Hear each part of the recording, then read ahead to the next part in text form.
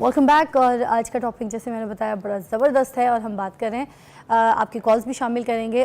صبا جی آپ کچھ اپنا موقف دینا چاہ رہی تھی میری ڈپریشن والی بات. بالکل, میں آپ کی ڈپریشن والی بات کے اوپر یہ بات کہنا چاہتی ہوں کہ مطلب آپ میڈیا یہاں پہ بڑا سینسٹائز ہونا چاہیے کہ وہ لوگ جو کہ آپ جن سے بات کر رہے ہیں یا جن کے ساتھ ڈسکشنز چل رہی ہیں, اور ایون کہیں سے آپ کو کسی کی کوئی بات بھی آتی ہے, بہت سارے لوگ میڈیا کے تھرو سیکھتے ہیں, بہت سارے کیا دنیا سیکھتی ہے میڈیا کے تھرو. اور اگر آپ ایک مارننگ شو میں جس کو بہت زیادہ دیکھا جاتا ہے وہاں پہ بیٹھ کے کسی ڈپریشن کے مریض کا مذاق اڑا رہے ہیں, دس از ایکچولی ریڈیکولس. وہ ہوسٹ جن سے ہم یہ امید کرتے ہیں کہ وہ ہمارے ریپریزنٹیٹیو ہیں, ہمارے لوگوں کو سکھاتے ہیں چیزیں, اگر وہ خود ہی یہ کریں they need to learn, they need to be sensitized for this کہ انہوں نے اپنے لوگوں کے ساتھ جن کے کیسز وہ پریزنٹ کریں انہوں نے کس طرح سے بیہیو کرنا ہے اور کس طرح سے ان کی انفارمیشن اور ان کی رسپیکٹ کو انٹیکٹ رکھنا ہے. دس از ناٹ دا وے کہ آپ کے پاس کوئی پیشنٹ آ رہا ہے آپ اپنے ہی مزے میں اس کو مذاق اڑانا شروع کر دیں گے. میں نے اس بات کو ڈسکس نہیں کرنا تھا, مگر جب آپ نے یہ بات کی نا کہ ڈپریشن بھی ایک بیماری ہے, ہاں, اور اب ڈپریشن کے پیشنٹ کو ہم مریض ہی تو کہتے ہیں. بالکل ایسا ہی ہے. اور یہ بہت امپورٹنٹ چیز آپ نے ابھی مینشن کی ہے کہ دیکھیں پتہ کہ مارننگ شوز ہمارے گھروں میں بہت زیادہ دیکھے جاتے ہیں فضا, اور اس سے لوگ بہت کچھ سیکھتے ہیں. ان کا پرپز ہی یہی ہے, جیسے ابھی ہم بیٹھے باتیں کر رہے ہیں, کوئی فن کے لیے تو نہیں آئے ہوئے, اپنا ٹائم چھوڑ کے سامنے. میں نے تو یہاں پہ کوئی شادیاں بھی نہیں کرائی, میرا کوئی مقصد نہیں, میں نے کرانی ہے پلیز اپنے اپنے گھر میں شادیاں کریں, کسی پرٹیکولر ٹاپک پہ بات کرنے آئے ہیں. سو میں ہمیشہ یہ بات کرتی ہوں کہ میڈیا سے بہت سارے لوگ سیکھتے ہیں. سو ہمارے ہوسٹ جو بہت پڑھے لکھے ہیں, بڑے سیولائزڈ ہیں ماشاء اللہ, they really need to be sensitised as well کہ انہوں نے کسی بھی جو ٹراما ہے, کوئی بھی پرابلم آ رہا ہے, کوئی بھی کیس سامنے آ رہا ہے, اس کو رسپونڈ کیسے, نہ کہ کسی بیمار کو بٹھا کے اس کا مذاق اڑانا. کوئی شک نہیں. اچھا, ٹاپک کی طرف آتے ہیں. ہماری زبردست ڈاکٹر ثنا نذیر جو ہیں, ان سے بھی بات کرنا چاہوں گی اس بارے میں کہ بیکاز شی از گائنیکالوجسٹ, تو کون کون سے ایسے ٹیسٹ ہیں جو آپ کو لگتا ہے ضروری ہونے چاہیے شادی سے پہلے, اور کیا لوگ ٹیسٹ کرواتے ہیں بچیوں کے, اپنے بیٹوں کے؟ Okay, thank you so much for this question. سب سے پہلے تو میں یہ آنسر کرنا چاہوں گی کہ کیا نکاح کے ساتھ میڈیکل سرٹیفکیٹ لگانا ضروری ہے یا نہیں. ایتھیکلی ایز اے ڈاکٹر تو میں کبھی بھی اس کو سپورٹ نہیں کروں گی, کیونکہ اٹس سو پرسنل. ہم کبھی بھی کسی کو اگر ہم میل کی رپورٹس بتا رہے ہوتے ہیں تو ہم کوشش کرتے ہیں وہ میل کو ہی بتائی جائیں, ایون فیمیل کو بھی نہ بتائی جائیں. اور اگر ایسا کچھ اٹیچ کر دیں گے نکاح نامہ سے تو وہ ایک تو ایک اسٹگما بن جائے گا, بعد میں جو ہوتا ہے وہ دیکھی جائے گی, لیکن وہ ایک بہت ہی ایک طرح کا ڈسٹربنگ ہوگا. اگر کچھ ایسا ہے تو اسے میوچل انڈرسٹینڈنگ سے, اگر اتنی انڈرسٹینڈنگ ہے تو وہ اپنے اپنے لیول پہ کروائیں. اب جو ٹیسٹ جیسے تھیلیسیمیا کے پیشنٹ ہوتے ہیں, اب کزن میرجز میں ہوتے ہیں, ہسبینڈ وائف, ٹھیک ہے, اب وہ بچہ ایسی زندگی گزار رہا ہوتا ہے, آپ کو پتہ ہے, یہ سب سے امپورٹنٹ ہے. کزن میرج میں ہی تھیلیسیمیا کامن ہے. فار ایگزامپل, مگر پھر میرا سوال یہ ہے کہ بعد میں جو شادی ٹوٹے اس سے پہلے یہ چیزیں پتہ چل جائیں, یہ نہیں صحیح. یہ دیکھیں, جو تھیلیسیمیا یا جو کزن میرج کی ڈیزیز ہے نا, یہ جسٹ تھیلیسیمیا ایک سکل سیل ڈیزیز بھی ہے. یہ دونوں ایسی پرابلم ہیں کہ اگر میل اور فیمیل دونوں وہ جسٹ کیریئر ہوں گے اور ان میں کوئی سمٹم نہیں ہوں گی اگر ان کی سیم فیملی ہے, اگر ان میں یہ پرابلم چل رہی ہے. تھیلیسیمیا اگر ایک دوسرے کے ساتھ شیئر نہیں کرتے, شیئر ڈیفینیٹلی وہ نہیں کرے, لیکن جب ان کی شادی ہوتی ہے تو وہ دونوں کیریئر ہوتے ہیں, ان کی اپنی کوئی سمٹم نہیں ہوتی, لیکن جب شادی ہو کے بیبی ہوتا ہے تو وہ پراپر ڈیزیز کے ساتھ ہوتا ہے. مگر رپورٹ میں تو رزلٹ آتا ہے نا, یہ رپورٹ میں. اور ایسے لوگوں کی, ایسی فیملیز میں ڈیفینیٹلی اسکریننگ ہونی چاہیے اور کبھی بھی شادی نہیں کرنی چاہیے. آپ کو پتہ ہے تھیلیسیمیا کے پیشنٹ کتنے, اب دیکھیں میں آپ کو ایگزامپل وہ جو بیبی ہے اسے ہر مہینے بلڈ لگتا جاتا ہے, بریک ڈاؤن ہوتی ہے. میں بٹھاتی ہوں نا کتنے لوگوں کو جا کے لے کر آتی ہوں, اتنے لوگوں کو بٹھاتی ہوں, ان کے بلڈ ڈونیٹ کے لیے مانگ رہی ہوتی ہوں, خدا کے لیے کوئی مدد کر دے. اب دیکھیں اگر کوئی اسکریننگ نہیں کرائیں گے, ایک دوسرے کے ساتھ شیئر نہیں کریں گے, میرا سوال یہ پھر کیسے پتہ چلے گا کہ بھائی یہ ایشو جو ہے یہ اگر بڑھ گیا اور آگے اولاد نہیں. کہ اسکریننگ نہ کروائیں, اسکریننگ کروائیں, لیکن وہ جو ایک بات ہے نا نکاح نامہ کے ساتھ میڈیکل سرٹیفکیٹ اٹیچ کرنے کی, وہ تھوڑا سا, کیونکہ وہ تھوڑا سا آپ کے خیال میں ایک دوسرے کے ساتھ شیئر کرنا چاہیے کہ یہ مسئلہ ہے مجھے اسے, یہ تو ڈیفینیٹلی بہت امپورٹنٹ ہے. اگر ایک فیملی میں ہو رہی ہے اور وہ ان کا ہے کہ ان کی فیملی میں تھیلیسیمیا چل رہا ہے, سکل سیل ڈیزیز چل رہی ہے, وہ تو ایک بیبی جو پیدا ہوتا ہے, وہ ایکچولی بیبی جب ہو جاتا ہے اسے تو ایک آپ کہہ لیں کانٹا بھی لگتا ہے تو ماں باپ کی جان نکل جاتی ہے. ثنا دیکھیں نارمل کیا ہوتا ہے, کسی کو گردے کا بھی مسئلہ ہے نہیں بتائیں گے, کسی کو شوگر کا مسئلہ ہے نہیں بتائیں گے, ٹھیک ہے, چھپا لیتے ہیں.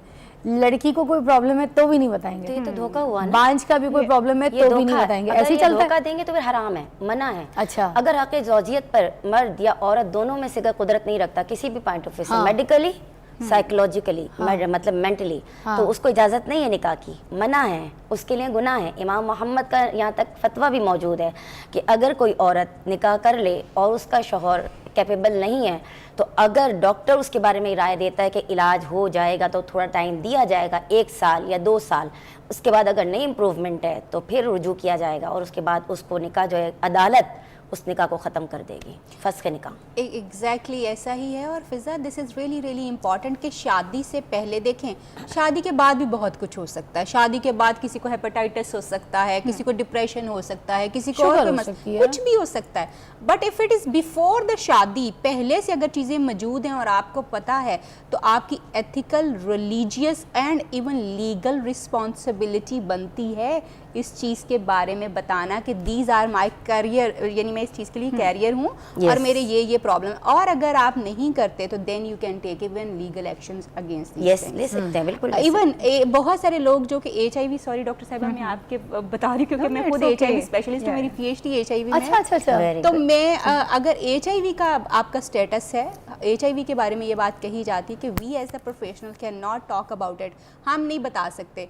लेकिन लेट मी टेल यू कि हमने पूरे ख़ानदान जो हैं वो एजुकेट किए हैं इसके ऊपर, क्लिनिक पे बिठा के पहले पेशेंट को एजुकेट किया कि देखो नोइंगली तो मैं ऑन कर ले कोई तो ज़िंदगी बड़ी खुशहाल और बड़ी अच्छी गुजर जाएगी, चीज़ें भी ठीक हो जाएंगी।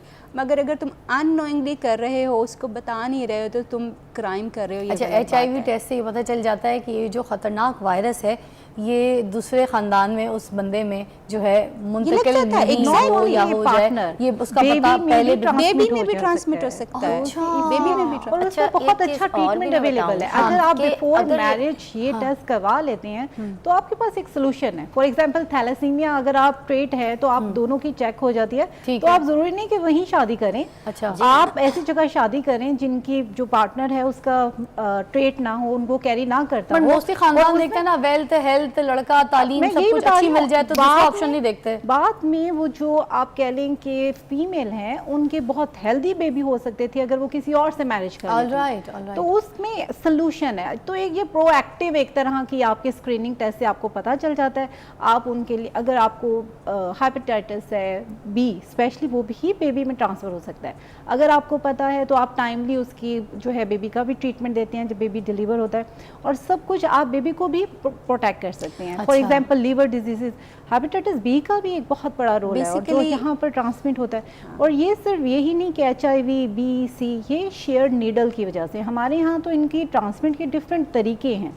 और ब्लड ट्रांसफ्यूज किसी को हो रहा है उसमें भी ये होता है कि हमें पता ही नहीं होता कि फीमेल को ये इशू चल रहा है, और वो फिर आगे पार्टनर और फिर बेबी में भी ट्रांसफर हो रहा है। बहुत सारे फिज़ा में यहाँ पे मज़ीद ये ऐड करूँगी। देखें, पता क्या, जब आप किसी को बता लेते हैं ना, you take somebody on board, maybe कोई आपको सेक्शुअल प्रॉब्लम भी है, क्योंकि सेक्शुअल प्रॉब्लम्स को डील करती हूँ, मैरिटल सेक्शुअल प्रॉब्लम्स को, तो बहुत सारे लोगों को ऑलरेडी पता होता है कि उनको एज़ोस्पर्मिया है।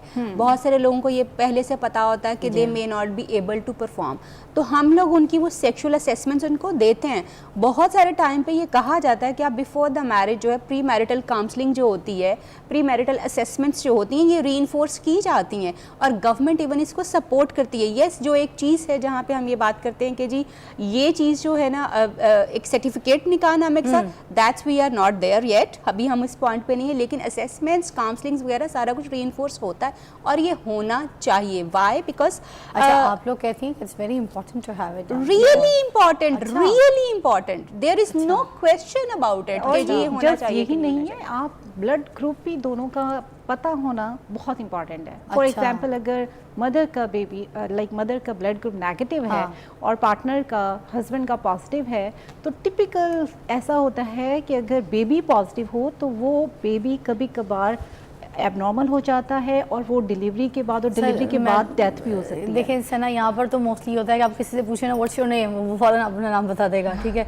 और उससे अगर आपने ऐसी साथ पूछा व्हाट्स योर ब्लड ग्रुप, ये अगर ड्राइविंग लाइसेंस बनना होता और आप तो actually ब्लड मैं ग्रुप इसलिए पता होता है, ब्लड ग्रुप ड्राइविंग लाइसेंस के अच्छा साथ। मैं आपकी तरफ आऊँगी ब्रेक के बाद, ठीक है, और कॉल कीजिए ताकि मैं आपकी बात को, आपके मौक़िफ़ को, आपके कोई एक्सपीरियंस को अपने प्रोग्राम में शामिल करूँ और फिर प्रोग्राम को आगे लेके चलूँ, क्योंकि ये टॉपिक सिर्फ आपके लिए डिज़ाइन किया, तो अब मैं इस ब्रेक के बाद कॉल्स रिसीव करूँगी। Take a break.